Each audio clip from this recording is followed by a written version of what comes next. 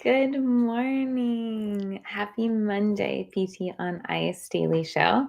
I am Dr. Heather Salzer, and I am here with the Pelvic Division at ICE. And this morning, we are going to be talking about considerations for the ultramarathon runner when it comes to the pelvic floor. So, we've got 5 points to go through, and we'll talk about how all of those relate back to the pelvic floor. We live in Bellingham, Washington, and since moving here, I have treated way more ultramarathoners than anywhere else in my career, and have also ran a ultramarathon myself. It's funny, before moving here, I never thought that I would, but something in the water, and you start hearing about people saying like, "Oh yeah, I'm running like 200 miles," and all of a sudden I did a 50K. All of a sudden, 31 miles doesn't seem like that far. My first point today, talking about considerations for the pelvic floor and ultra runners, is the just to acknowledge how strong these people are and to not let our own bias come into selling them short on what they're capable of, especially when it comes to pregnancy and postpartum. So, a little story to talk about this one. When I was running it's called the Chuckanut 50K, and it's a ultramarathon race here in Bellingham.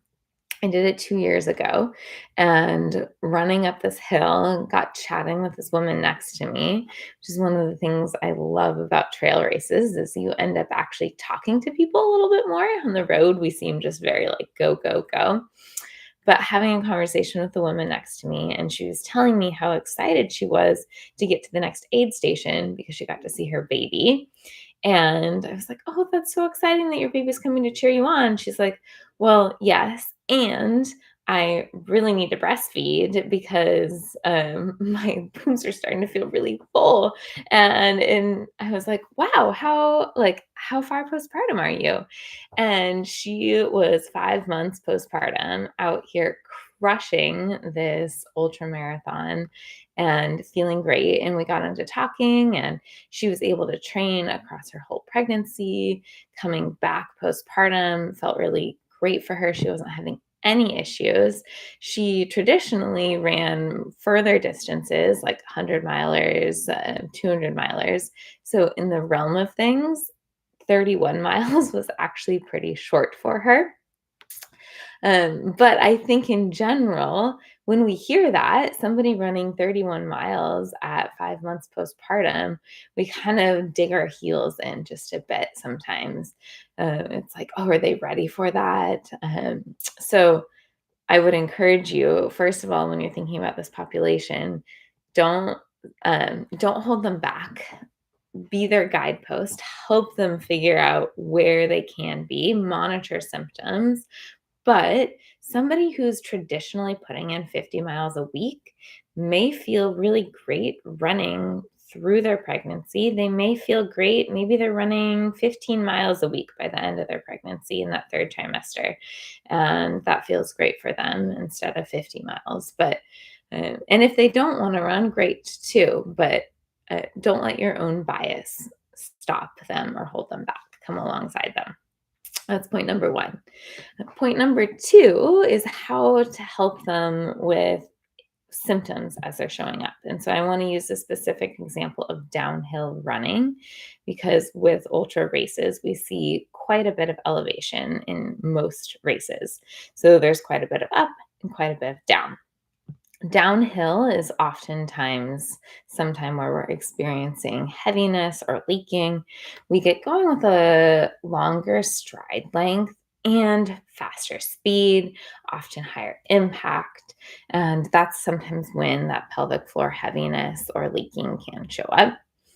Helping them understand to take smaller stride lengths. So, really taking kind of short steps as you're going downhill, which is opposite of what it often feels like. You want to just lean into it and go, but taking those smaller steps, trying to keep the feet underneath the center of mass can be helpful, or even just encouraging them to walk sections downhill, which we in a race setting, often trying to walk some of the uphills, and so trying to gain speed on the downhill. But from a perspective of maintaining pelvic floor comfort across the race, or especially on training runs, it can be helpful to think about either smaller steps or walking that downhill. Point number three is thinking about taking pelvic floor specific rest breaks across the race or across training runs.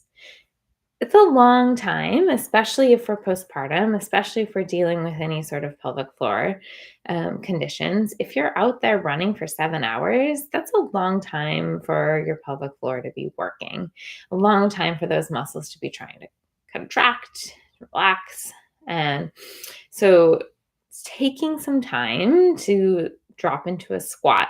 I like to call them tree squats. So I'll have people like hold on to the edge of a tree so they can get into this like relaxed squat. Also, because to stereotype, a lot of the runners I see don't have great ankle mobility or just mobility in general. And so having that tree to help can be um, assist them to get that full depth squat. Or you can put your back up against the tree so that you're in more of a supported squat that way as well. But either way, finding a comfortable position where there's a little bit of stretch on the pelvic floor, taking some deep diaphragmatic breaths, trying to feel some of that lengthening, relaxation of the pelvic floor on the inhale, and get a little reset. Depending on somebody's irritability, depending on how often they're experiencing symptoms as they're running, you could have this be something that you're programming for them every mile. Every mile, I want you to stop and do 30 seconds of breathing in a deep squat. Or maybe it's something that they only need to start second half of the race, and it's something that they're hitting every 3 miles. So you're matching that dosage to the needs of your client, but building in those pelvic floor rest breaks to help them then be able to sustain the length of that event or their training run.